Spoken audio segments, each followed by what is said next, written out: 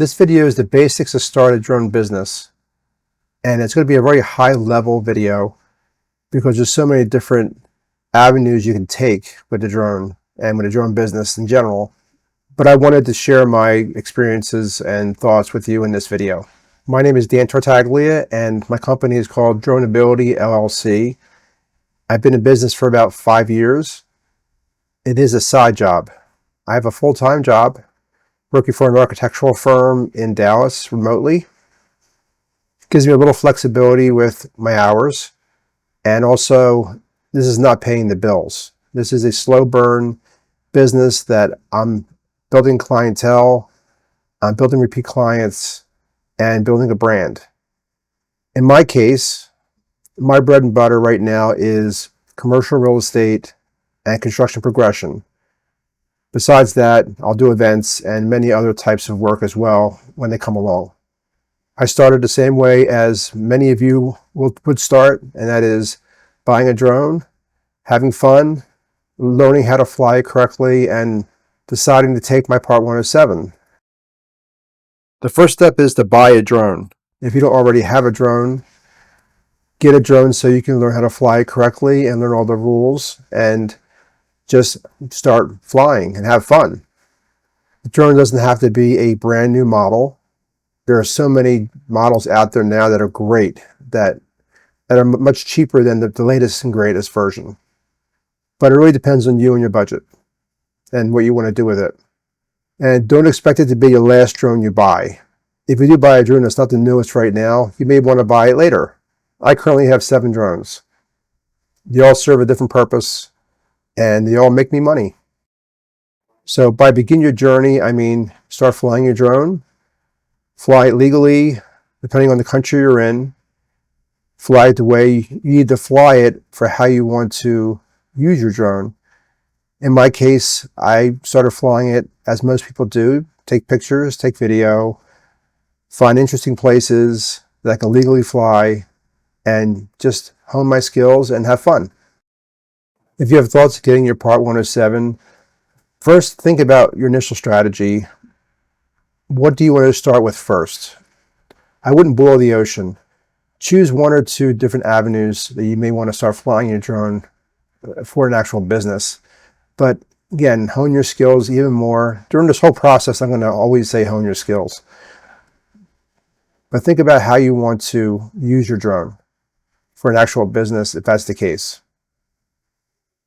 If you're going to start your own business, or even just want a more leeway in flying your drone, having more privileges of flying your drone in the US specifically here, you need to determine if you want to take your Part 107 exam. There's nothing wrong with staying a recreational pilot, but if you want to become a commercial pilot, you need to determine if you want to take the exam for your Part 107. So if the answer is yes, I would recommend the Pilot Institute course, but there are many courses out there. That's the one that I took over 5 years ago, and I highly recommend it. At some point, you need to think about your business plan, and it might just be starting it. It might be a loose business plan just to get an idea of how you want to get your business up and running. I honestly didn't do a very good business plan when I started. I winged it pretty much. And it was fine. It worked for me because of my circumstances, but everybody's different. Some things you need to consider is your company name, the copyright it, a website creation, getting your LLC, and what type of work you want to start with. You may not want to start with too many different types of work initially, depending on your situation, but really a couple different types would be good, and some are very easy to do or very similar. The software and hardware that you're going to need for this work. For example, if you're doing video, you will need better hardware than if you're doing just photos. Software, same thing. If you use it, you might need Photoshop for photos, which I use. I also use DaVinci Resolve for my video work. So that really depends on your situation. Research your competition. Go on the internet, look at the area you live in, and see exactly what other people are doing that are similar to the work you plan to do, and also what they charge. With advertising, it really depends on your budget and depends on how you want to advertise. For me, I use Google Business and I created Google Ads. I backed off a little on that now, but it does get your name out there pretty quick. I also created brochures. I also created other marketing material that I actually dropped off at different companies and cold called and sent emails out. You should also figure out your long-term goals if you can. For me, my long-term goals are really up in the air because I have a full-time job now, like I said. My long-term goals is, again, to have a slow burn company that is just going to build a name and a brand. And I plan to use that to, when I retire eventually, keep it going and have repeat clientele if possible. Honing your skills is an ongoing thing that, depending on what you're doing, you're going to probably have different types of work, and you're going to have to keep honing your skills throughout the whole process of having a business. And the more you hone your skills, the better your work will be, the more repeat clients you'll have, and the better reputation you'll have in your area. For any job that you want to get, no matter what it is, you have to have some kind of portfolio or example of work. And it doesn't have to be paid work in this case. It can be work you've done for friends or family. It could be paid work. It could be work that you've just had fun doing. Great videos, great pictures that you're very proud to share. And my portfolio is all on YouTube. When a client asks for any information from me as far as my work and what I've done, and that's similar to what they're asking for, I'll point them to one or more videos I have on my YouTube channel or my YouTube channel in general. But again, I can't stress enough, honing your skills and having a portfolio are two very important things. You may want to consider having a social media presence on Instagram, on Facebook, even LinkedIn. I'm finding LinkedIn to be more useful now than it used to be as far as getting work for what I do. But having good examples of video and photos and posting them with your company information can be very beneficial. Confidence is very important as well. When you're in front of a client or when you're speaking to a client for a new project, you have to portray confidence in your abilities of what they're asking you to do. I always talk about airspace when a client asks me for a specific area, for example, and I look on the website and I make sure that the airspace is, an uncontrolled airspace or airspace I can fly in. The lighting is going to be in the right area a certain time of day. It really depends on what you're doing, but projecting confidence to clients when you're getting jobs and keeping jobs is very important to do. Being professional is similar to confidence in some ways, but being professional really relates to being on time, being polite to your clients, customer service, and just making sure that you deliver what the client needs, if not more.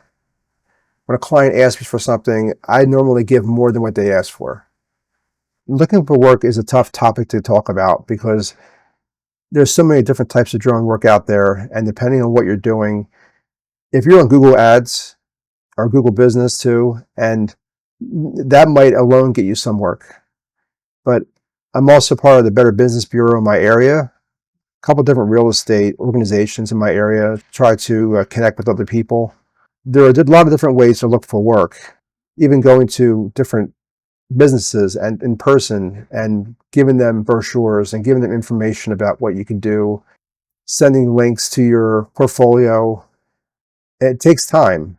It takes time to get work started, but once you get it going, your name gets out there in your area, and usually if your work is good, you get referrals, which helps a lot as well. I've had many referrals, which really got me more work.